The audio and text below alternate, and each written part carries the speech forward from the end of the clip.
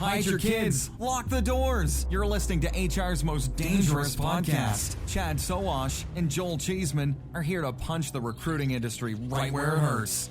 Complete with breaking news, brash opinion, and loads of snark. Buckle up, boys and girls. It's time for the Chad and Cheese Podcast.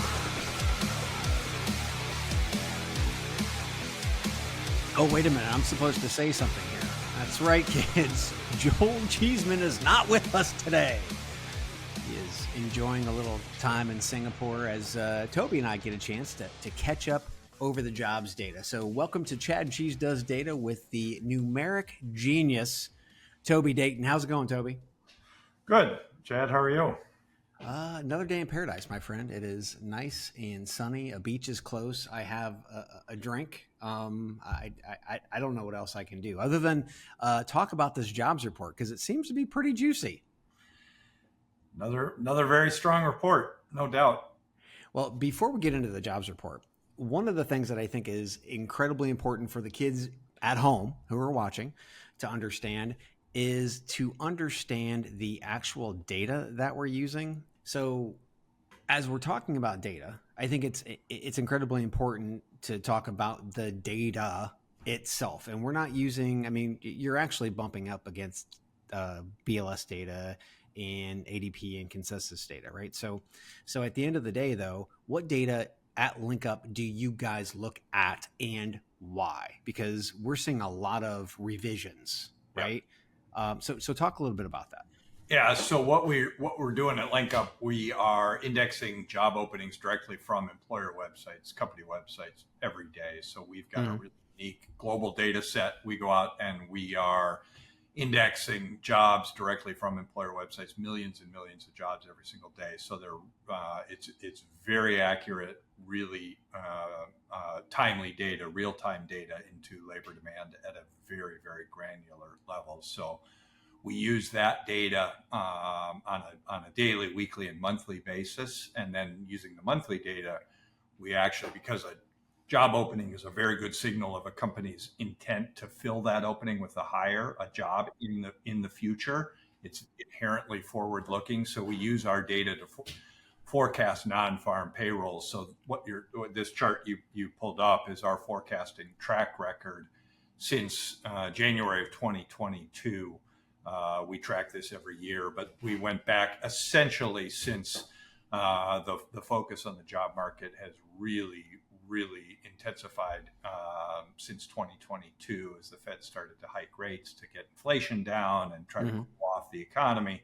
That's really when the focus on the job market reached just unprecedented levels. So that's kind of our benchmark. So our track record has actually been quite solid in using our data to forecast monthly job gains, and even in fact better than the revisions from the initial release. So the jobs, last Friday was Jobs Friday, and then 30 days later, the BLS, the Bureau of Labor Statistics, will release a revised number, and then 60 days later they do it a second time. So the difference between that blue and sort of greenish teal bar is the initial release to the final revised number. Yeah.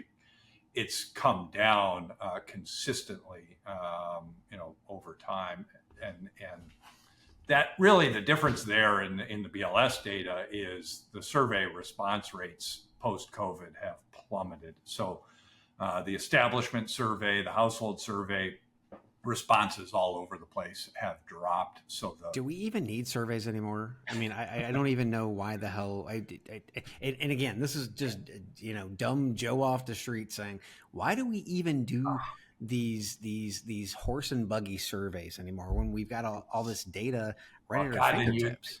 And not only is, these are fairly antiquated, they're all done mail and all kinds of, long form. I mean, just in daily life, every app you've got in your phone, every time you go anywhere or do anything, you sort of get inundated with a survey. It is, there is some value in that instantaneous feedback. In this case, it is definitely the survey response rates have plummeted. So there is an open debate about the quality of the BLS data.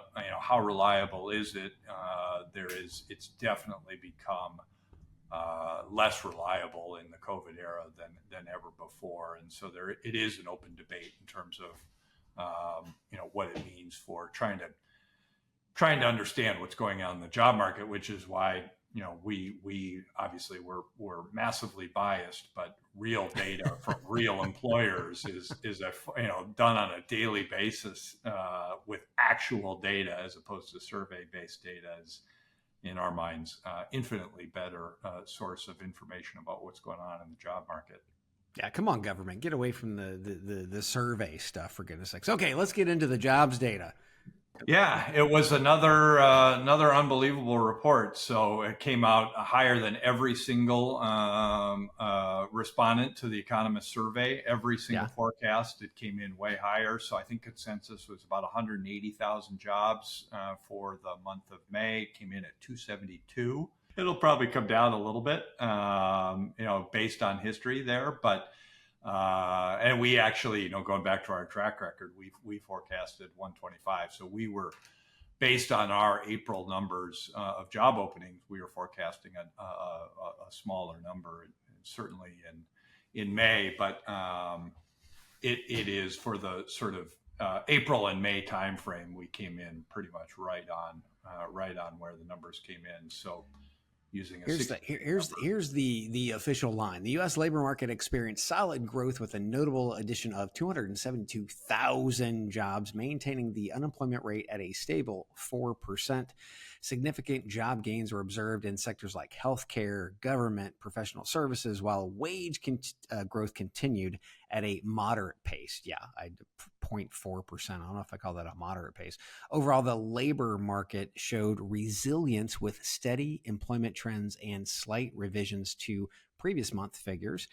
Growth industries, again, healthcare, 68,000 jobs added. Government, 43,000 jobs added. Leisure and hospitality, our favorite, 42,000 jobs added. And the professional, scientific, and technical services, this is a big one, 32,000 jobs added. So, Toby, I just read an article you sent me in The Guardian that the majority of Americans wrongly believe the U.S. is in recession. What the hell is happening around here? It is kind of this crazy dichotomy between reality and the official statistics and what people's perceptions are. When you look at what's going on, I mean, again, this was just a blowout jobs report. The job market continues to be strong. Wages are up. Their inflation is down. The gains were pretty broad based. There were a lot of really, really strong indicators here. The job market and the U.S. economy just keeps chugging along. There are, and we can get into the discussion around some of the little bit of dark clouds that are on the horizon that people can assign some meaning to and materiality to. There's a good debate around some of those storm clouds, and there are some pockets there of potential causes for cracks in what's going on in the job market and the consumer and households and businesses. But generally speaking, the economy just continues to chug along, and the jobs report is a perfect sign that there is just no slowing down this engine that just continues to power not only the U.S. economy but the markets, global markets, and this continued theme of that Fed keeping rates at an elevated level for much higher for much longer than anyone anticipated at the start of the year, which continues to cause lots of fits both in the markets and people who've got debt loads and student debt and credit card debt, and that's where some of the weakness is starting to materialize. But it is again, as far as the sort of major ballast in the economy, it continues to be just powered. The job market just keeps powering the economy along. So I have a theory, and I want you to listen to the theory and tell me if I'm maybe close or full of shit. Average hourly earnings increased by 0.4%, up 4.1% over the past year. So, Toby, why are economists talking about long-term wage growth in middle and lower class job sectors being a problem, when I believe the real problem is the median pay packages for CEOs rose to $16.3 million. That's up 12.6%, according to data analyzed by the Associated Press. Meanwhile, wages and benefits netted by private sector workers rose 4.1%. Again, right? It seems like we are being smothered at the middle and lower portion, where trickle down still, we know, doesn't work. Money's still staying high and it's not coming down. And yet we have an economist saying, oh, wait a minute, we have to slow down this job market, because if those people make too much money, oh shit, inflation's going to go through the roof. While CEOs are making crazy amounts of bank. They have 1,500% increases, 1,500 since 1978. And today we're sitting at not even 15% in the mid to lower range. So I feel like that could be one of the reasons why the U.S. Population doesn't feel like they're doing as good as their parents did. What do you think? I think there is some truth to that. I think there are a lot of things going on in terms of the general sort of agitation, irritation, frustration that people are feeling when they are responding to surveys about how are you doing, how's the economy doing, what direction is the country headed into, consumer confidence. I think there's a lot to unpack there. But generally speaking, I think that's one of the first and foremost, the biggest debates in terms of the Fed and what they're doing with interest rates is that dual mandate, balancing full employment versus steady prices. And that is and there is a huge argument to be made that full employment environments are very, and a really healthy, robust job market, even with some wage inflation, are really, really positive to continue to bring people back into the workforce, raise incomes at all levels, and get these disadvantaged population, part of the population, get them back into the workforce with wages that are going up. And that's been one of the things that has been so positive in this sort of post-COVID environment, is that for the last year or so, wages have across the board finally been higher than inflation. And it really has been driven, as much as it continues to go up at the high levels. There's no doubt that's true. But there's been the wage gap between high income and low income workers has narrowed. And that is mostly because the lower income parts of the population, the sort of lowest, quartile, has come up. And it's been a function of this very, very strong economy, strong demand for workers, and a lot of capitulation by employers to get wages up so to bring people back to work. And that has worked really well.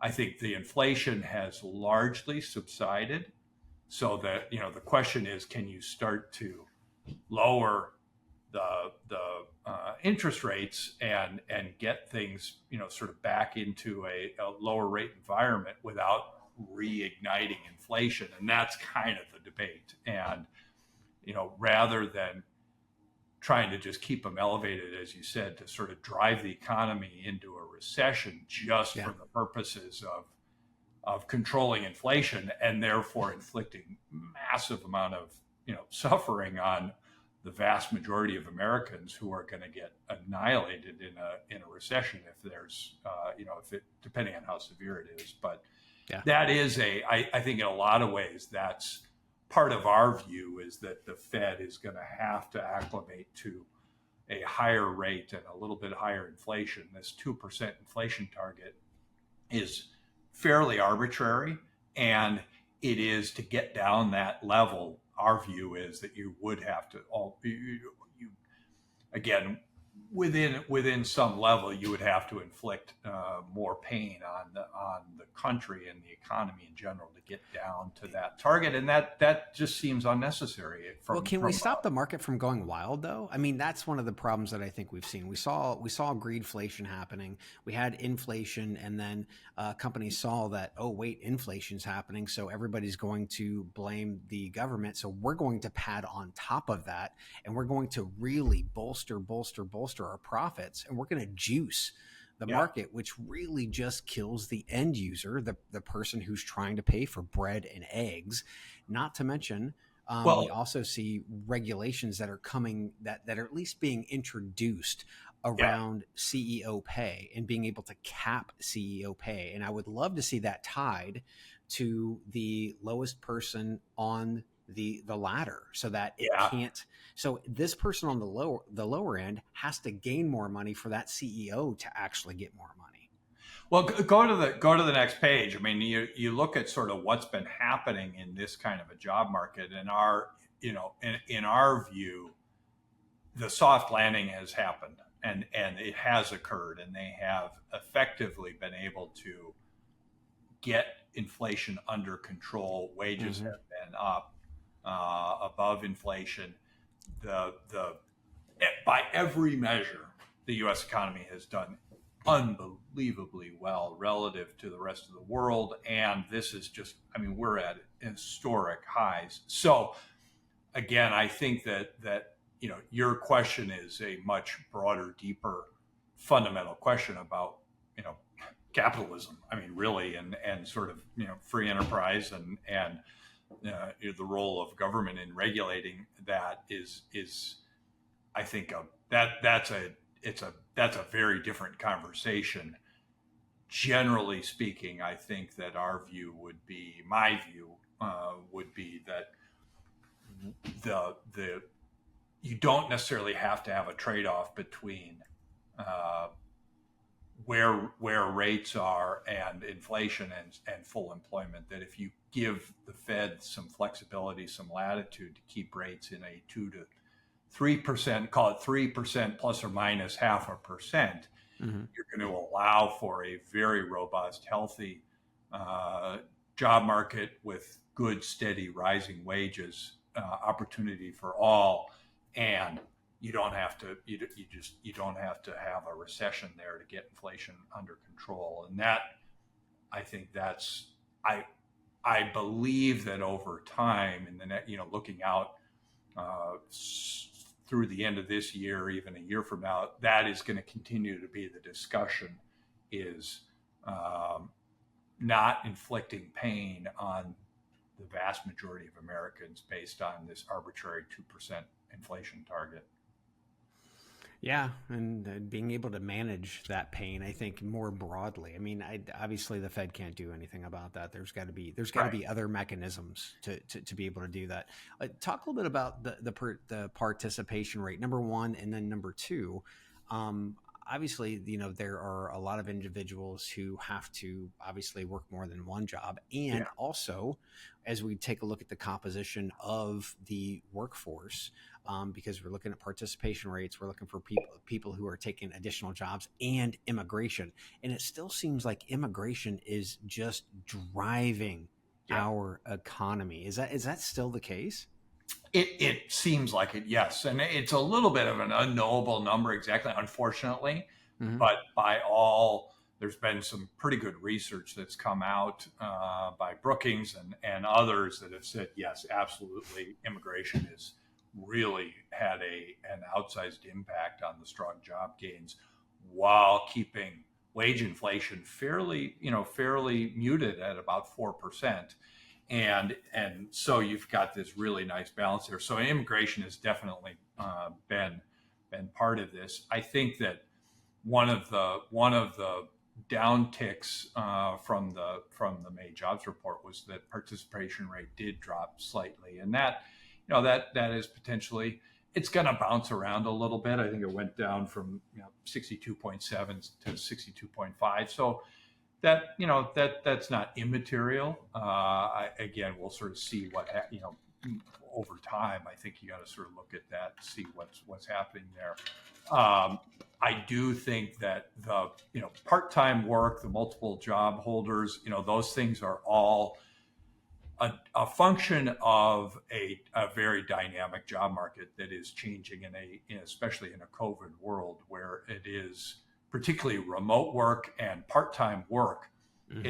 Part-time work has ticked up, and I think again, a lot of people can point to that as a negative. I think in a lot of ways, it's a positive thing. There's more flexibility for people to work the hours that they choose to and want to and can work in, whether it's it's all kinds of different reasons what's driving. You just have to get them health insurance. Yeah, I mean, there's all kinds of reasons, and I think that allowing for broader participation in the workforce is a positive thing. And even if it's part-time, if that's what people want and can find that work, that's fantastic. That's a sign again of a very dynamic, flexible job market that's going to serve all kinds of parts of the population. LinkUp is the leading provider of deep, accurate, and actionable labor market data. Unique in that we only get job listings from the one source of truth, the employer's website. By going to the source, we avoid all the duplicate and expired job listings that plague job boards and thereby other job data sets. Our data offers the clearest window into employers of all types and sizes throughout the world for an ever-growing number of use cases and applications. Yeah, talk a little bit about impact on global markets, because I think, we in the U.S. first and foremost, we are very insular, and as a population, I guess you could say in total, not everybody, but I would say in general. And first and foremost, knowing that some of the inflation rates over in Europe and across the world are just out of hand. I mean, just crazy out of hand. So to be able to manage the way that we have in a humongous country, right, like the U.S., 330 million plus people. Number one, being able to manage the inflation. Number one. Number two, then our stability, us bringing stability to the world. Can you talk a little bit about that? Yeah, and this has been, again, really the case since coming out of COVID, that the U.S. economy really recovered faster and has maintained a very, very healthy clip since then, and in ways that have, again, outpaced the rest of the world. And because of the prominence of the U.S. economy globally, that engine, the U.S. job market, has really been a driver of the global economy. And it's also been I think it was a Moody's economist who said it's never been the case. It's always been the case that the Fed is essentially the world's central bank, and that's more truer today than ever before. And it really has been, although, again, with some of the cuts in the EU and Canada, there's starting to be a little bit of divergence there in terms of which central banks are starting to cut rates. They typically worked in kind of lockstep and looked to the Fed, the US Fed, for guidance on cutting rates. That has just in the last couple of weeks, last week or so actually, Canada and the EU both cut. So there is a little bit of divergence there. But for a long time, it's just been the U.S. job market has been driving essentially global markets because of the prominence of what the job market means to Fed policy, and therefore Fed policy to sort of the global economy and central banks around the world. So it's been, again, going back to that sort of intensity of the spotlight on the U.S. job market, it is just continues to be very, very intense focus globally on what's going on here. So we never do this on the show. Predictions, of course we do.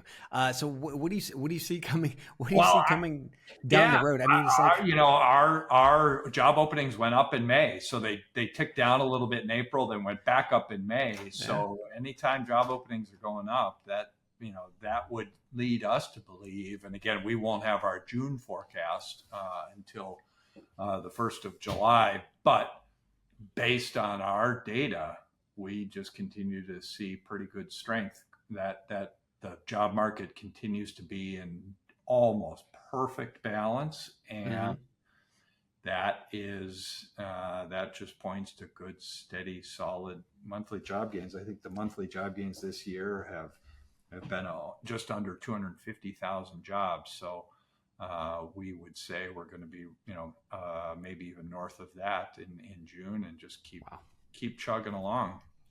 Well, I talked to a friend today who is very heavy in the logistics and trucking industry. And he said, whenever, clients come to me and they're like, double down, right? It's going to be a good month, and they're coming to me and they're saying double down. So that means obviously there's going to be, there's a demand that's happening that the supply chain needs to react to. Yeah. And this is what, at least, again, this is very anecdotal, kids. We don't have any data on this, just talking to friends. But being able to talk to people who've been in the industry and understand the landscape, he told me right out of the gate today, he's like, Chad, you can't believe it. My customers are coming to me and this is what they're saying. And this to me is always meant strong, from a buying standpoint, because it's all about supply chain. Yeah. What do you think about that? Have you seen any of that? We have, we haven't seen that necessarily, but in terms of that sector, but we're also, that's where I think some of those signals are very strong. And actually that was one of the first, going back to coming out of the Great Recession and the financial crisis, that was actually the use case that first started to lead us down the path of using our data to forecast macro, sort of the macro health. And it was transportation. It was long haul transportation. And coming out of that, we started to see an uptick in literally semis moving around and hiring for long haul transportation. And we thought, okay, that, things are starting to thaw out here finally. So there is no doubt that it's a massive signal in what's going on with long haul transportation, because it is. I mean, that is literally, rail and freight and cargo shipping is there, but at the end of the day, no matter what's going on in those places, you still have to get from a port or an airport to somebody, to a place. And last mile. So it is that, on the road transportation is a huge signal of what's going on in the economy. There's no doubt. Toby Dayton says strong signals, kids. So Toby, if people want to find out more about LinkUp, where you guys, what you do, the data, all that other fun stuff, or maybe even just reach out to you and connect, where would you send them, sir? Yeah, linkup.com is the best place. And as always, anyone who's interested in the job market or data or what's going on, please reach out. We would love to talk to anyone interested in very high quality, real-time labor demand data. Excellent. Well, that's the May report in the books, kids. And Toby, we out. Thanks, Chad.